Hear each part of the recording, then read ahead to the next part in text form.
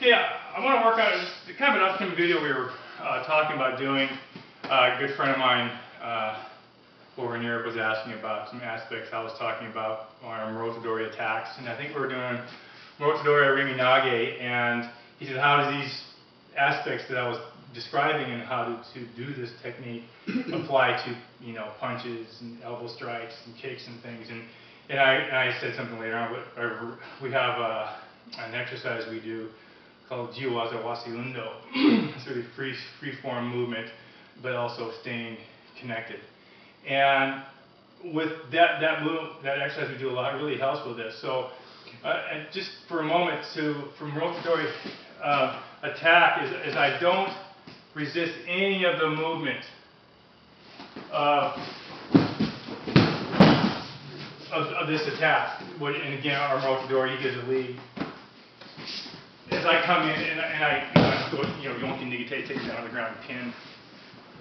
In this case, for example, which is what that attack is. But as Nage, when I give that lead and he cuts, I don't resist any of that movement. So, how does this apply to the question asked? And again, it's something I've learned from my sensei too. Really stay relaxed. Do not resist any of the movements, and you know, work with strong ki. Move from hara. So even if someone wants to come in and punch like a boxer, I come over in a relaxed way and pick this up. So there's not a lot of time to sit there. And again, I don't want to sit there and fight. So whether it's an elbow strike or a kicking, same thing. I extend ki into the earth, so there's not a lot of opportunity for that person to set and get a kick in there. So that's one of the aspects that's where we're coming off of that Rotodori question, you know, that our friend Ziggers was asking. So again, just from the simple lead, I'm already extending ki, so it's easier to pick up a kick. And the way I extend the lead also makes him have to respond to this rather than feel free to sit back and kick. This has been my experience when I worked it out with somebody some years ago who was a really good kicker, and I had to figure it out. A lot of extend ki and rise up and change their ability to set and target you.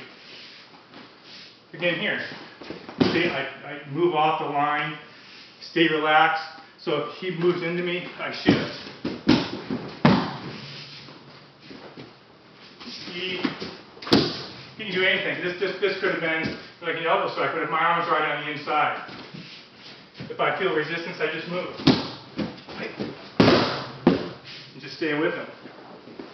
So a lot of it is you don't really give him the chance to set up for that. So in Isshin Ryu Aikido, which is sort of my explorations over the years and training with Sensei Barish, my sensei for many years, this is what I've developed to resist no movement. The punch is coming, move with it.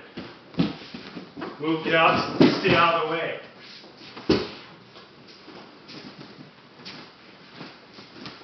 Again, the way I approach doesn't allow that person to set up for much of a kick.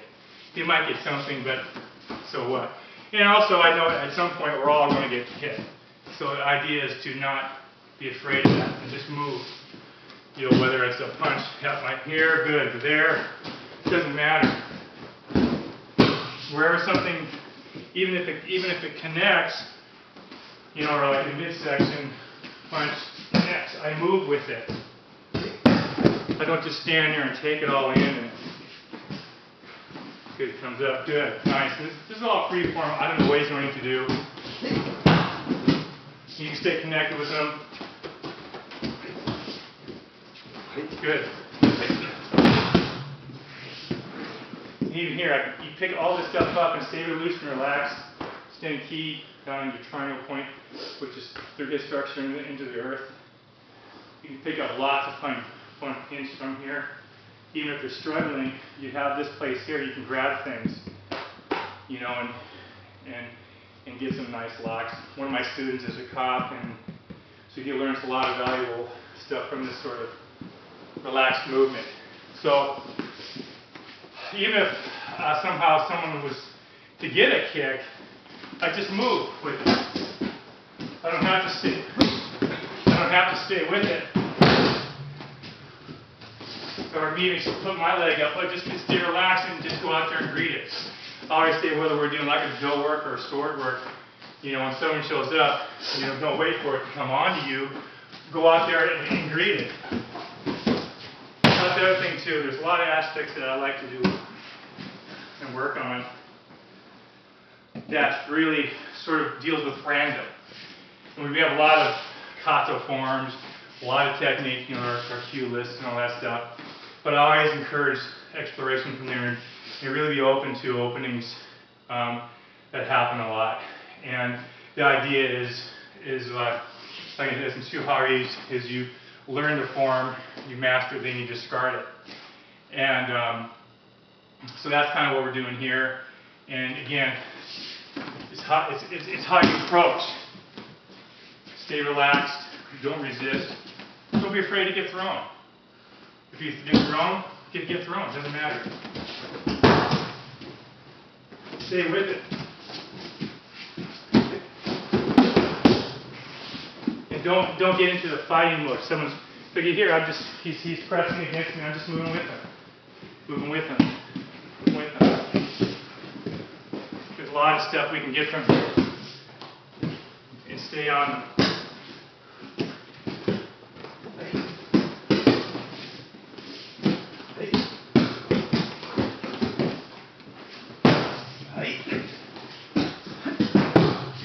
Just relax. And also, you want to affect their whole structure, get their whole body. If you're just dinking around with the wrist, particularly when it's tight and doesn't want to bend, if you're just dinking around with the wrist, then the rest of the body's free. If I want to do a cookie, guys, I think of his whole body. You know, if I think of a ski, I'm thinking of his whole body. I'm not just throwing a piece, I'm throwing all of them. So, I hope this addressed some of the questions that were asked of the aspects I talk about, which kind of came from a technique we took a video of, and hope it helps. Thanks. Thank you.